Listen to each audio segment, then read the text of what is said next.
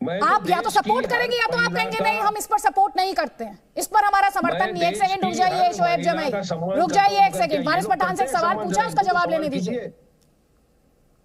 जी वारिस पठान, इसमें कोई हंसने की बात नहीं है, वैसे सिर्फ इतना ही कहा है मैंने कि वारिस पठान का जवाब पूरा होने दीजिए।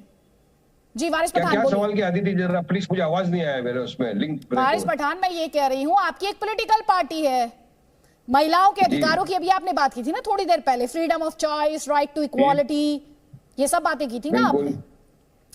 आपकी पॉलिटिकल पार्टी का कोई स्टैंड होगा ना इस पर स्टैंड होगा। आप मौलाना अरशद मदनी के स्पोक्स पर्सन नहीं है, इसे लेकर मेरे मन में कोई कंफ्यूजन नहीं है। आप AIM के स्पोक्स पर्सन है और आपकी पॉलिटिकल पार्टी वो पॉलिटिकल पार्टी है जिसके प्रमुख, जिसके सदर असदुद्दीन ओवैसी ये कहते हैं कि इस देश में कभी हिजाबी PM आएगी। महिलाओं के अधिकारों की वो बात करते हैं बिल्किस बानो के संदर्भ में। यहां पर सवाल ये जो रिजवान अहमद ने भी आपसे पूछा, क्या आप उस संदर्भ में भी महिलाओं के अधिकारों की बात करते हैं? ये सवाल है, इसका जवाब हाँ है वारिस भाई या तो ना है। हम लोग महिलाओं के अधिकार की बात ही कर रहे हैं, हम तो हमारे देश की हर महिला के अधिकार की बात करते हैं, चाहे दलित हो। नहीं, लेकिन वो खुला पर महिलाओं के अधिकारों की बात कर रहे हैं भाई, उसका एक कॉन्टेक्स्ट है, उस पर जवाब दीजिए ना। नहीं डाल सकते, आपको मेरी बात सुनना चाहिए, आपको मेरी बात सुनना चाहिए, आप मेरे मुंह में अपने अल्फाज नहीं डाल सकती आदिति जी। मैं आपकी कोई बात नहीं काट रही हूं सर, आपको बोलने के लिए ही बुलाया है और सबसे ज्यादा टाइम मैंने आपको दिया है। उधर शोएब जमाई इंपेशेंट हो रहे हैं, जो उसको freedom of choice, freedom of equality सारा चीज संविधान ने दिया, हर महिला का है, तो हम तो हर महिला के साथ खड़े हुए थे, रहेंगे। पर आपको क्यों डाउट है कि हम महिलाओं के सम्मान की बात नहीं करते या महिलाओं के अधिकार के लिए बात नहीं करते? ये डाउट आपको कहां से है? ये सवाल आपको मोदी जी से पूछना चाहिए कि मोदी जी आप तो महिला सम्मान की बात कर रहे थे 15 अगस्त 22 को, मगर उसी दिन गुजरात में एक महिला, बिल्किस बानो को भूल जाइए कि वो मुसलमान है, देश की एक नारी तो थी ना, एक देश की महिला तो थी ना, उसकी 3 साल की बच्ची तो बेकसूर थी, इसका सर फोड़ के मार डाला, उसकी माँ का बलात्कार करके मार डाला। मैंने आपसे पहले ही कह दिया, आप ये बार एक ही बात को क्यों दोहरा रहे हैं? क्योंकि इसमें राजनीति करने की गुंजाइश है। जवाब तो दीजिए ना। नहीं, मैं मोदी जी की स्पोक्स पर्सन नहीं हूँ वारिस पठान, मैं मोदी जी की स्पोक्स पर्सन नहीं हूँ ना, मैं बीजेपी की स्पोक्स पर्सन हूँ। आपका सवाल बीजेपी से है। नहीं, सुन लीजिए, बिल्किस बानो को इंसाफ मिलना चाहिए, ये कहने में अदिति त्यागी को कोई डर नहीं लगता है, ठीक है? तो आपका जो सवाल है एक पॉलिटिकल पार्टी से है, उसका जवाब बीजेपी या आप प्रधानमंत्री से सवाल पूछ रहे तो उनसे आना चाहिए। ये कंफ्यूजन यहाँ पर क्रिएट मत कीजिए। मोदी जी से आज तक क्यों नहीं किया? मैं तो ये आपको पूछना चाहता हूं, आप कितनी डिबेट में आए हैं जिसमें सवाल मैंने पूछा है? शायद आप अब उन डिबेट्स को नकारना चाहते हैं, आप नकारना चाहते हैं। मैं वापस आपको उसकी क्लिप भेजूंगी, मैं वापस आपको उस डिबेट की क्लिप भेज दूंगी। इंटरव्यू ले लिया, आप नड्डा जी को पूछ लेते कि नड्डा जी बिल्किस बानो के कातिलों को आपने रिहा क्यों कर दिया? तो नारी सम्मान नहीं। अच्छा, तो आप नेक्स्ट टाइम से जब इंटरव्यू करने जाऊंगी तो मैं आप ही से क्वेश्चनएयर तैयार करा लूंगी। आपने ये तो नहीं कहा कि मैंने नड्डा जी से पूछा कि आप आपके कैबिनेट में मुस्लिम मिनिस्टर्स क्यों नहीं है, आप मुसलमानों को टिकट क्यों नहीं देते? वो तो आपको याद नहीं रहा। नहीं, वो तो आपने सुना नहीं होगा, सुना था, पूछना चाहिए। नहीं, आपने नहीं पूछना चाहिए, नहीं, मैं पूछ चुकी हूँ, पूछ चुकी हूँ। और सुनिए, अपने क्वेश्चनएयर में पॉलिटिकल पार्टी से अप्रूव नहीं कराती हूँ, तो वो इंटरव्यू दोबारा जाकर देखिएगा,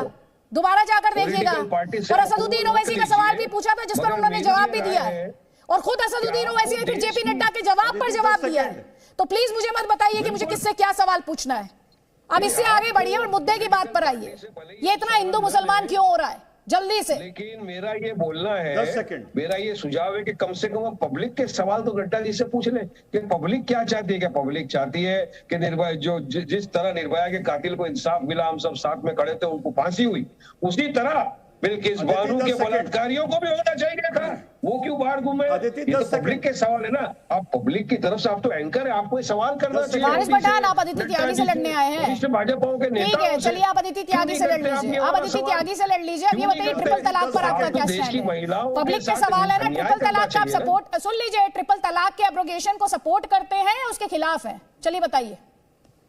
जो सुप्रीम कोर्ट का ऑर्डर है सबने माना, आज क्या हालत हो गई है देख लीजिए। बस इतनी देर लगी बिल्किस बानो के लिए इंसाफ, औरत को प्रूव करना, बिल्किस बानो के लिए इंसाफ, सिर्फ इतने ही सेकंड्स। नहीं, सिर्फ इतने ही सेकंड्स। 3 साल आदमी को सजा हो गई, आएगा बात तो कौन सी औरत को? नहीं, ट्रिपल तलाक पर महिलाओं के अधिकारों के लिए साइलेंस। अभी तो आप बहुत, जब पब्लिक के सवाल की बात कर रहे थे, कहाँ गए पब्लिक के सवाल, कहाँ गया पब्लिक का सेंटिमेंट, कहाँ गए मुस्लिम महिलाओं के अधिकार? सिर्फ इतनी देर। मैं तो सिर्फ इतने दे रहे, काउंटर ले लीजिए रिजवान अहमद से। भी मुस्लिम महिला थी, हमारी हिंदू बहन जो जिसका बलात्कार हुआ था, जवाब जिसका कत्ल लीजिए कर दिया रिजवान, गया, आप बलात्कार में भी हिंदू मुसलमान ही कर रहे हैं सर। यही इसीलिए मैंने पूछा था, ये हिंदू मुस्लिम सिंड्रोम, इसीलिए पूछा था मैंने, ये हिंदू मुस्लिम सिंड्रोम। ठीक है अदिति, ये तो बीजेपी की आदत बन गई अदिति, नहीं, यहाँ पर तो आप बलात्कार में हिंदू मुसलमान कर रहे हैं सर, यहाँ तो आप कर रहे हैं हिंदू मुस्लिम अदिति, बलात्कार जैसे अपराधों में sir. Please please Aditi, Rizwan Ahmad, Aditi ji, Aditi ji, ji Aditi ji, भाई ने बिल्किस बानो का जिक्र किया बतौर हिंदुस्तानी, बतौर अधिवक्ता और बतौर एक इंसान आदमी। मैं क्लियर शब्दों में बोलता हूं कि बिल्किस बानो के कातिलों को, उसके रेपिस्ट को और उसके परिवार के कत्ल करने वालों को नहीं छोड़ा जाना चाहिए था। Underline, full stop, no if no but. अब यही सवाल मैं वारिस भाई को पलट के पूछ रहा हूं, हिजाबन प्रधानमंत्री को अपनी मर्जी से बिना मौलाना मुफ्ती के घर जाए अपने शौहर से खुला लेने की अनुमति मिलनी चाहिए या नहीं मिलनी चाहिए? जिस तरह मैंने जवाब दिया है बस उसी तरह जवाब दे दो वारिस भाई। मैं भी रिजवान भाई की बात का एक ही लाइन में सिंपल सारा सरल जवाब दूंगा कि हिजाबन लड़की इंशाअल्लाह ताला जिस दिन प्रधानमंत्री बनेगी देश की, तो उसको इतनी तो समझ होगी कि वो संविधान की शपथ लेकर बनी है, वो अपने डिसीजन लेगी संविधान के दायरे में रहकर, चाहे फ्रीडम ऑफ चॉइस हो वो भी मानेगी, इक्वालिटी की बात मानेगी, जो उसको डिसीजन लेना बनेगी। आप बोल सकेंगे क्या प्रधानमंत्री हो या नहीं हो? अरे आप तो सारी महिलाओं के साथ खड़े हैं देश हो या नहीं हो, बोलो ना। एक लाइनर, फुल स्टॉप। वो महिला अपना अधिकार पूरी तरह इस्तेमाल करेगी, संविधान ने जो उसको इजाजत दिया, अधिकार दिया है, उसका पालन करते हुए वो देश की प्रधानमंत्री बनेगी उस दिन। रिजवान भाई आपके साथ बैठूंगा, आप खुद मुझे बोलेंगे सैल्यूट है वारिस भाई आपको। वहां पर पर्सनल लॉ की बात तो नहीं करोगे? वहां पर पर्सनल लॉ की बात तो नहीं करोगे?